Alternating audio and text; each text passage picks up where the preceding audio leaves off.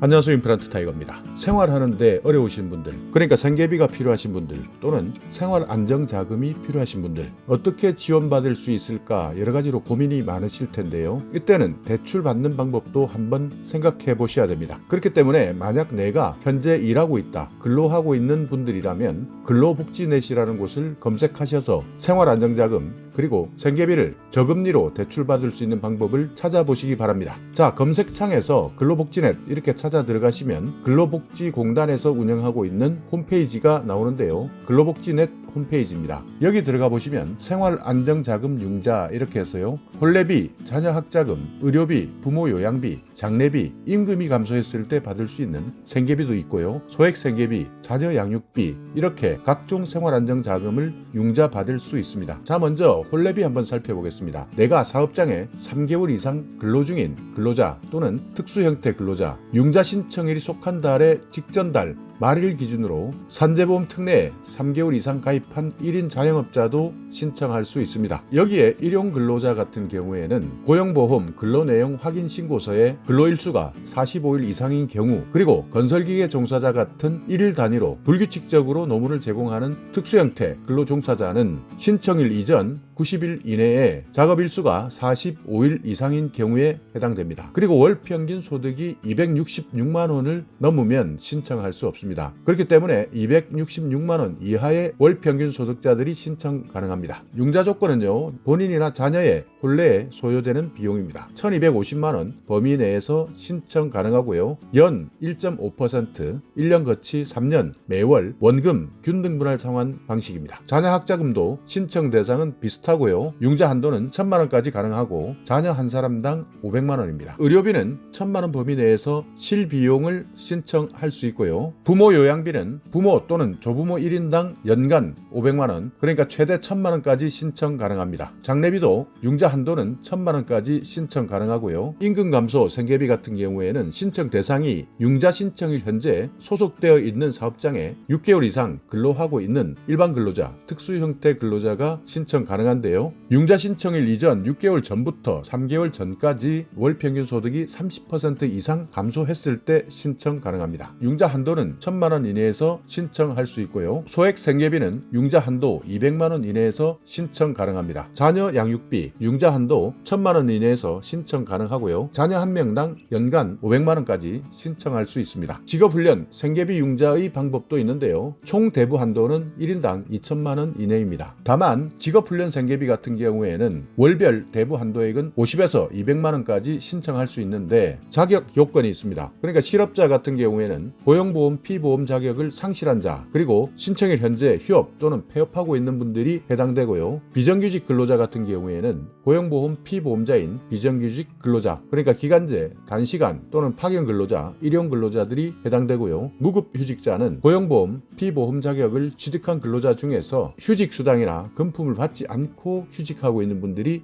해당됩니다. 그러니까 고용보험을 가입하고 있지만 아무런 수당을 받지 못하고 있는 무급휴직자들이 해당된다는 뜻이고요. 특수형태 근로종사자 같은 경우에는 산재보험에 적용을 받고 있는 보험설계사, 건설기계 종사자, 방문 강사, 골프장 캐디, 택배 업무 종사자, 퀵서비스 업무 종사자, 대출 모집인, 신용카드 모집인, 대리운전 기사, 방문 판매원, 대여제품 방문 점검원, 가전제품 설치원, 화물차주가 포함됩니다. 여기에서는 소득 요건이 있습니다. 모든 가구원의 합산 소득이 기준 중위소득의 100% 이하에 해당되셔야 되는데요. 2021년 기준으로 기준 중위소득 100%는요. 1인 가구는 182만 7천원, 2인 가구는 308만 8천원, 3인 가구는 398만 3천원, 4인 가구는 487만 6천원 이하에 해당되셔야 됩니다. 그리고 가구별 기준 중위소득뿐만 아니라 건강보험료, 납입액 기준도 있는데요. 이 기준 이하에 해당되셔야 됩니다. 1인 가구 같은 경우에는 직장가입자는 75,224원 이하, 지역가입자는 36,663원 이하,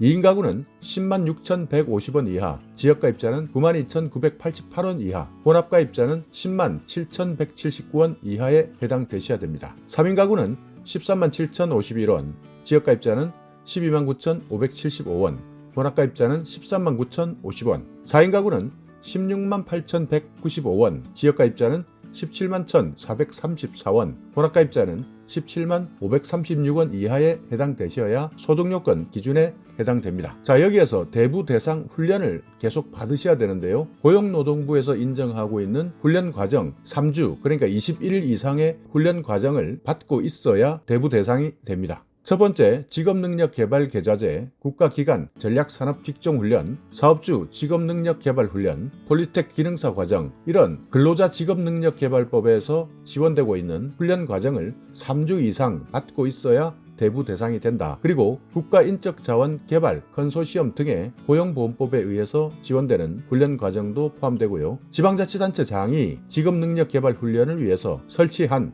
공공직업훈련시설에서 취업을 목적으로 실시하고 있는 훈련, 이것도 마찬가지 3주 이상 훈련 과정을 수강해야 대부 대상이 됩니다. 건설근로자공제회에서 건설 일용 근로자의 기능 향상을 위해서 실시하는 훈련, 산업재해보상보험법, 그리고 장애인 고용촉진 및 직업재활법, 여기에 해당하는 훈련도 3주 이상 받게 된다면 대부 대상이 됩니다. 훈련 과정의 확인은 내일 배움 카드제, 훈련 등의 고용노동부 훈련과정 홈페이지나 건설근로자공제회 훈련과정 홈페이지에서 확인할 수 있습니다. 대부 요건을 살펴보면요, 신청일 현재 대부 대상 훈련, 그러니까 방금 말씀드렸던 여러 훈련에 참여 중이면서 남은 기간이 15일 이상 있는 대부 대상자입니다. 그리고 대부 신청일 이전 180일 이내에 30일 이상의 고용보험의 피보험 일용근로 내역이 있는 건설 일용근로자가 12월부터 2월 사이에 훈련을 수강했을 때는 2주 이상의 훈련에 대해서 대부할 수 있다. 이 경우에는 훈련 잔여일 수가 8일 이상 경우에도 대부 요건을 인정해주는 경우도 있기 때문에 이 부분에 대해서는 건설 일용 근로자일 경우에는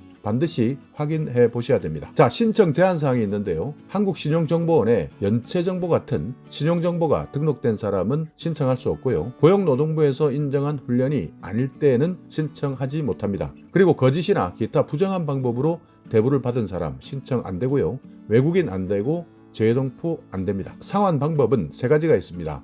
1년 거치 3년 매월 균등분할 상환하는 방식이 있고요. 2년 거치 4년 매월 균등분할 상환, 3년 거치 5년 균등분할 상환 방식이 있습니다. 그렇기 때문에 어떤 것이 나에게 가장 알맞는가 잘 판단하셔서 신청하시면 되고요. 이자는 연 1%입니다. 그러니까 아까 말씀드린 다른 대부금의 금리가 대부분 1.5%였는데요. 직업훈련 생계비 융자는 이자율은 연 1%다. 그러니까 정말 금리가 싸다 이렇게 생각을 하시면 되고요. 공단의 신용보증제도를 이용해서 총 보증기간에 대한 보증료를 먼저 공제한 다음 대부금을 지급해줍니다. 그러니까 대부한 금액 전체가 들어오는 것이 아니라 신용보증제도를 이용하기 때문에 보증기간에 대한 보증료를 먼저 공제하고 나머지 자금을 입금해 드린다는 뜻이죠. 신청하실 때 필요한 서류는 주민등록 등본, 가구원, 건강보험 자격확인서, 건강보험료 납입금액, 훈련기관에서 발급한 수강증, 그리고 근로계약서 또는 무급휴직 확인서가 필요합니다. 신청하실 때는 인터넷에서는 근로복지서비스 홈페이지에 들어가셔서 공동인증서 로그인 하신 다음에 신청하시면 되고요. 방문 접수하시겠다 하는 분들은 근로복지공단 가까운 곳에 가셔서 신청하시면 됩니다. 자, 오늘 영상 여러분께 조금이나마 유익한 정보가 있었다면요, 오늘도 구독 그리고 좋아요 부탁드리겠습니다.